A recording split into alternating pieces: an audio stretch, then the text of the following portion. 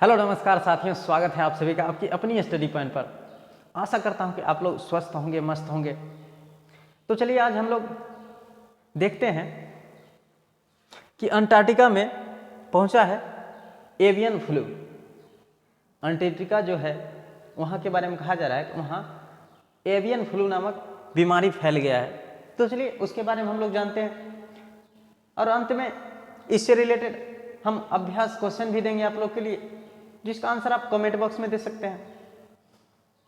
अगर आप मेरे चैनल पर नए हैं तो वीडियो को लाइक, शेयर और सब्सक्राइब कर लीजिएगा ताकि अगली वीडियो का नोटिफिकेशन आप तक पहुंच सके। तो चलिए सेशन को स्टार्ट करते हैं बिना देरी किए हुए। तो देखिए अंटार्कटिका में पहुंचा एवियन फ्लू, इसके बारे में हम लोग जानेंगे कि हाल ही में खबरों में क्यों है। एवियन इन्फ्लुएंजा के बारे में हम लोग जानेंगे। उसके बाद संबंधित पहल, इसके लिए क्या पहल किया जाना चाहिए इसके बचाव के लिए। उसके बाद मनुष्यों में संचरण और संबंधित लक्षण, क्या इससे मनुष्यों में बीमारी फैल सकती है, तो इसका लक्षण क्या क्या होंगे उसके बारे में हम लोग जानेंगे। इसका उपचार क्या हो सकता है उसके बारे में हम लोग जानेंगे। तो चलिए वीडियो स्टार्ट करते हैं, सेशन को आगे बढ़ाते हैं। आप लोग मेरे सेशन में अंत तक बने रहिएगा। तो चलिए देखिए हाल ही में खबरों में है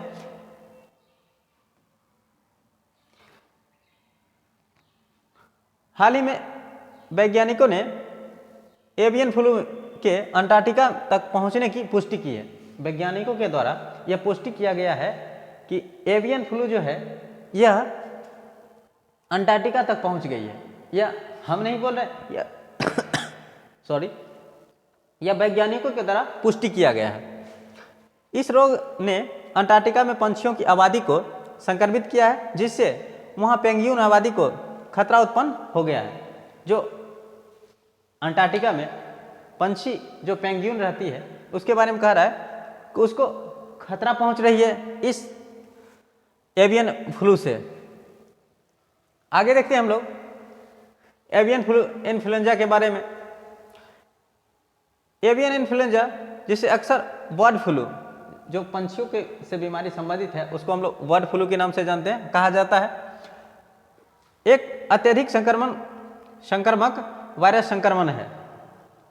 अत्यधिक संक्रमण के बारे में कहा जा रहा है कि यह बहुत ही संक्रमण बीमारी है।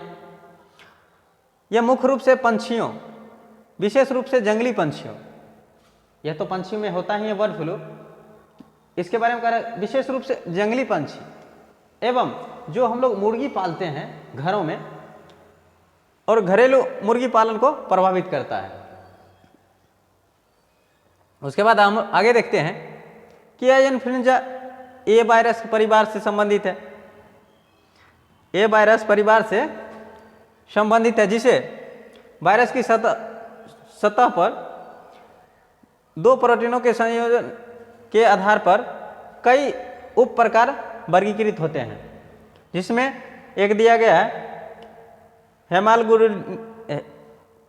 हेमाग्लन गुटिनिन और दूसरा है न्यूरोमिनिडेन। ये दो है जिसके बारे में कहा जा रहा है इसका प्रकार है।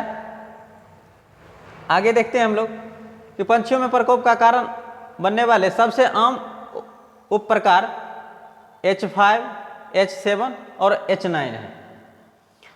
आगे देखते हैं हम लोग कि संबंधित पहल,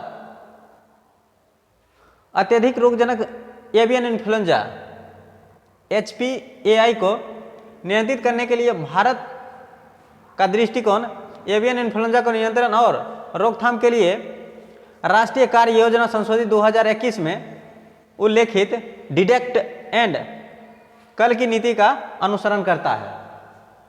भारत के द्वारा संशोधित 2021 में उल्लेखनीय डिटेक्ट एंड कल की नीति का अनुसरण करता है। उसके बाद आगे देखते हैं हम लोग कि यह एवियन इन्फ्लुएंजा वायरस के अधिकांश प्रकार मनुष्यों को प्रभावित नहीं करती है।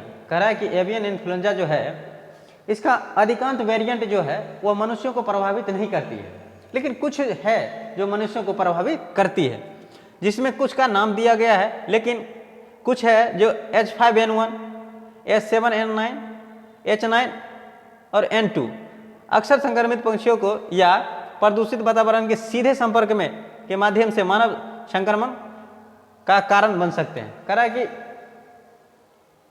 इसका कुछ ही वेरिएंट है जो मानव को भी प्रभावित कर सकती है, प्रदूषित वातावरण के कारण या सीधे संपर्क में आने से उसके वो प्रभावित कर सकती है, लेकिन इसका बहुत सारा वेरिएंट है जो कि मनुष्य को प्रभावित नहीं करती है। इसके मानव मामले दुर्लभ है लेकिन गंभीर हो सकते हैं, जिससे हल्के श्वसन संबंधित बीमारी, कह रहा है कि इससे जो अगर प्रभावित कोई मनुष्य हो जाते हैं तो उसमें लक्षण क्या होंगे, तो हल्के श्वसन संबंधित बीमारी से लेकर गंभीर निमोनिया और जहाँ तक कि मृत्यु तक के लक्षण शामिल हो सकते हैं। उसके बाद हम लोग देखते हैं कि विश्व स्वास्थ्य संगठन WHO ने, या WHO इसका स्थापना 7 अप्रैल 1948 को हुआ था। इसका मुख्यालय जेनेवा स्विट्जरलैंड में है। के अनुसार जब रोग इससे संक्रमित होते हैं तो मृत्यु दर लगभग मनुष्यों में जब यह रोग फैलती है तो उसके बारे में कहा जा रहा है, WHO के बारे में निर्देश दिया गया है कि अगर मनुष्य में जब फैलती है या संक्रमण हो जाती है तो मृत्यु दर लगभग 60% हो जाती है, कि 60% चांस है कि मनुष्य का मरना तय है, 40% ही उसकी बचने की संभावना जताई गई है कि अगर संक्रमित हो जाती है मनुष्य तो उसका 60% चांस है कि वो मर जाएगा। यह परिवर्तित मानसिक स्थिति एवं दौरे जैसी संज्ञानात्मक समस्याओं तक भी विस्तृत हो सकता है। कहता है कि जैसे मानसिक से वो कमजोर हो सकता है या मानसिक स्थिति पैदा हो सकती है, एवं दौरे जैसे कभी कभी दौरे आ जाती है तो उस जैसा स्थिति पैदा हो सकती है। उसके बाद देखते हैं इसका उपचार के बारे में, क्या उपचार के बारे में दिया गया है कि एंटीवायरस दवाइयों में मनुष्य में एवियन इन्फ्लुएंजा वायरस संक्रमण के उपचार में प्रभावशीलता प्रदर्शित की है। इससे अगर जो कोई प्रभावित हो जाता है तो एंटीवायरल दवाइयों जो है, एंटीवायरल दवाई खाकर अपना उपचार कर सकता है फिलहाल। इससे रोग की गंभीरता और मृत्यु का जोखिम कम हो सकता है। ये जो दवाई के बारे में कहा गया है कि एंटीवायरल दवाइयाँ जो है ये खाकर कुछ हद तक अपनी गंभीरता या मृत्यु की जोखिम को कम कर सकता है। आगे आपके लिए अभ्यास प्रश्न है कि एवियन इन्फ्लुएंजा के संदर्भ में निम्नलिखित कथनों पर विचार कीजिए। पहला, यह एक अत्यधिक वायरल संक्रमण है।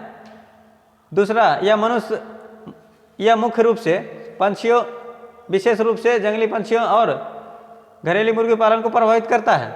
उपयुक्त में से कौन सा या कौन से कथन सही हैं? केवल एक, केवल दो, एक और दो दोनों, एक न तो एक और न ही दो। इसका आंसर आप कमेंट बॉक्स में दे सकते हैं। चलिए मिलते हैं अगले एपिसोड में। अगर अभी तक आप इस चैनल को, वीडियो को देखे हैं तो इस चैनल को सब्सक्राइब कर लें ताकि अगला वीडियो का नोटिफिकेशन आप तक पहुंच जाए। तो चलिए खुश रहिए, मस्त रहिए। जय हिंद।